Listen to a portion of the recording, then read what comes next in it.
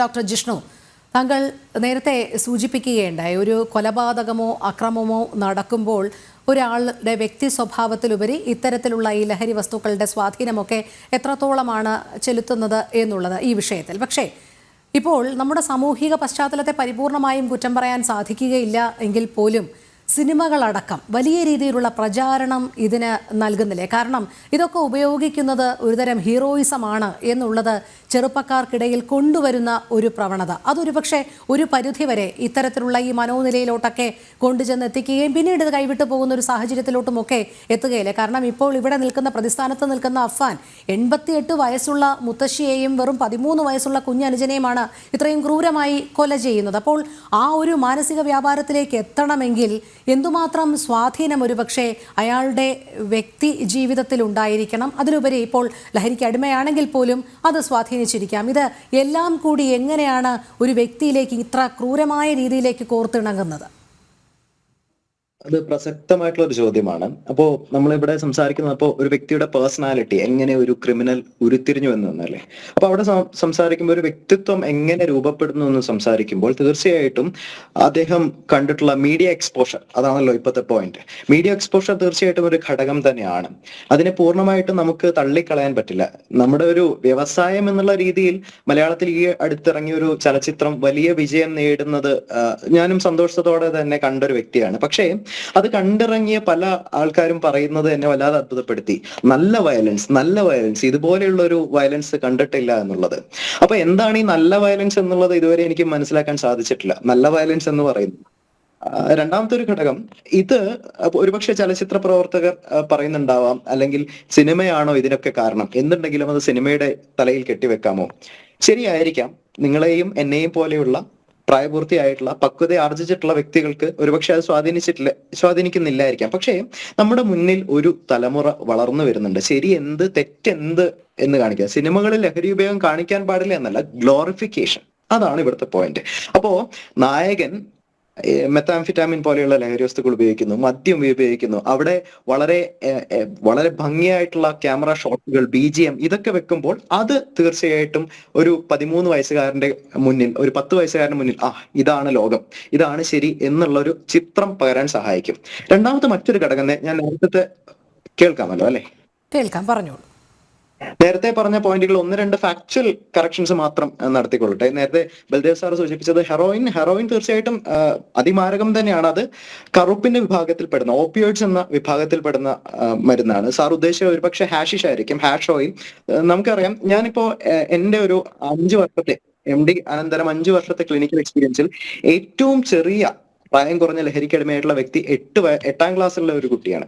പക്ഷേ 67 വയസ്സുള്ള ഇത്തരത്തിലുള്ള രാസലഹരി ഉപയോഗിക്കുന്ന വ്യക്തിയെയും കണ്ടിട്ടുണ്ട്. അപ്പൊ അവൈലബിലിറ്റി എന്ന് പറയുന്ന വലിയ ഘടകം തന്നെയാണ്. അപ്പൊ എന്തുകൊണ്ട് ഈ അവൈലബിലിറ്റി ഇത്ര പെരുകുന്നു എന്ന് പറയുമ്പോൾ നമുക്ക് നിയമവ്യവസ്ഥയെ കുറിച്ച് ചെറിയൊരു പരാതി എനിക്കുണ്ട്. കാരണം എന്തെന്നാൽ, ഞങ്ങൾക്ക് കോളേജിൽ പഠിക്കുമ്പോൾ പറയാം, നമുക്ക് ഈ അറ്റൻഡൻസ് ഷോർട്ടേജ് ഉണ്ടാവുമായിരുന്നു. അറ്റൻഡൻസ് ഷോർട്ടേജ് ഉണ്ടാകുമ്പോൾ പാവപ്പെട്ടവർ കുടുങ്ങും.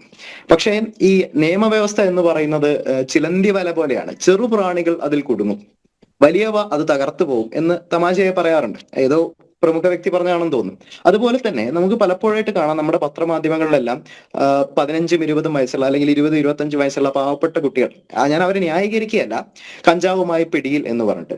ഇത് ഏറ്റവും ഗ്രാസ് റൂട്ട് ലെവലാണ്, ചെറുപ്രാണികളാണ്. അപ്പൊ ചെറുപ്രാണികൾ കുടുങ്ങുന്നുണ്ട്. അതിന്റെ മുകളിലേക്ക് ട്രേസിംഗ് ദ ലാഡർ, മുകളിലേക്ക് പോയി, അല്ലെങ്കിൽ ഹോൾസെയിൽ കഞ്ചാവിന്റെ ഉൽപാദനത്തെ, ഏക്കർ കണക്കുള്ള തോട്ടങ്ങളെ, ആ തോട്ടം പരിപാലിക്കുന്നവരെ, അതിൽ നിന്ന് കൊള്ള ലാഭം ഉണ്ടാക്കുന്നവരെ, അവരെ പിടിച്ച് പബ്ലിക്കിന് മുന്നിൽ നിർത്തി ഫോട്ടോ എടുക്കുന്ന ഒരു ചടങ്ങ് പോലും ഇന്നേ വരെ ഒരു മാധ്യമത്തിലും ഞാൻ കണ്ടിട്ടില്ല. അപ്പോ അതാണ് നിയമവ്യവസ്ഥയെക്കുറിച്ച് എനിക്ക് ചെറിയ പരാതി പറയാനുള്ളത്. മറ്റൊരു കാര്യം, മദ്യത്തെക്കുറിച്ചാണ് നേരത്തെ പരാമർശം ഉണ്ടായത്. അപ്പൊ മദ്യത്തെക്കുറിച്ച് പറയുകയാണെങ്കിൽ, നമുക്ക് അഡിക്ഷന്റെ കാര്യത്തിൽ അയൺ ലോ, ഞാൻ പെട്ടെന്ന് നിർത്താം. അഡിക്ഷന്റെ കാര്യത്തിൽ അയൺ ലോ ഓഫ് അഡിക്ഷൻ എന്നൊരു സങ്കല്പമുണ്ട്. ലോകത്ത് എവിടെയെല്ലാം പല്ലും നഖവും ഉപയോഗിച്ച് ലഹരിക്കെതിരെ പോരാട്ടം നടത്തിയിട്ടുണ്ട്, അവിടെയൊക്കെ അവിടെ പരാജയപ്പെട്ടിട്ടുണ്ട്. റിച്ചാർഡ് നിക്സൺ ആണ് വാർ ഓൺ ഡ്രഗ്സ് എന്ന് പറഞ്ഞൊരു കോൺസെപ്റ്റ് സ്റ്റാർട്ട് ചെയ്തത്.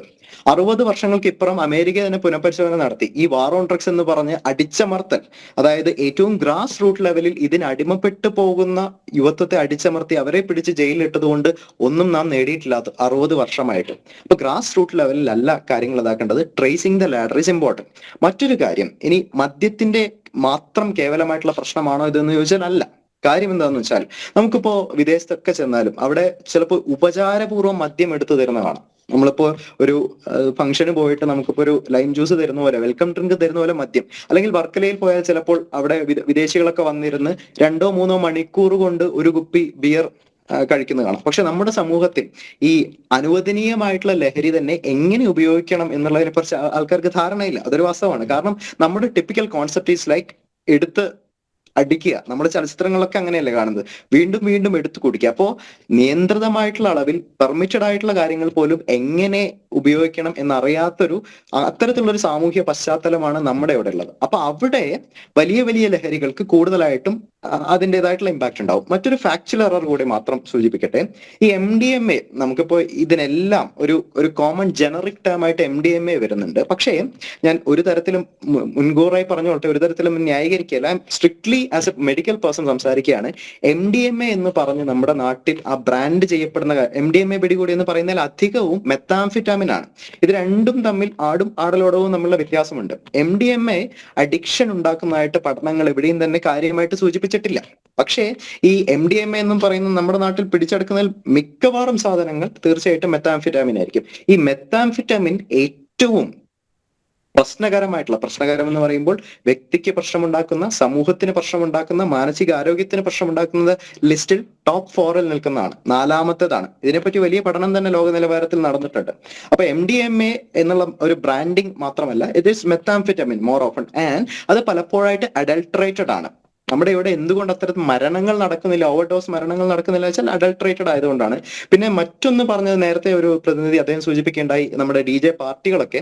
ശരിയാണ്, പാർട്ടികളല്ല അവിടുത്തെ പ്രശ്നം അല്ലെ. നമ്മുടെ ഇപ്പോൾ ഒരു തെറ്റ് സംഭവിക്കുന്നുണ്ടെങ്കിൽ അത് വ്യക്തികളുടേതല്ല, ആ പാർട്ടികളിൽ ഇത്തരക്കാർ നുഴഞ്ഞു കയറുന്നു എന്നുള്ളതാണ്. അതിനെ ട്രേസ് ചെയ്യാൻ നമ്മുടെ നിയമ സംവിധാനം തീർച്ചയായിട്ടും ഉണർന്ന് പ്രവർത്തിക്കുന്നതാണ്. പക്ഷേ ഈ അയൺ ലോ പ്രയോഗിക്കുമ്പോൾ പലപ്പോഴും നിരപരാധികളായിട്ടുള്ള വ്യക്തികൾ വരെ ഇതിനകത്ത് പെടാനുള്ള സാധ്യതയുണ്ട്.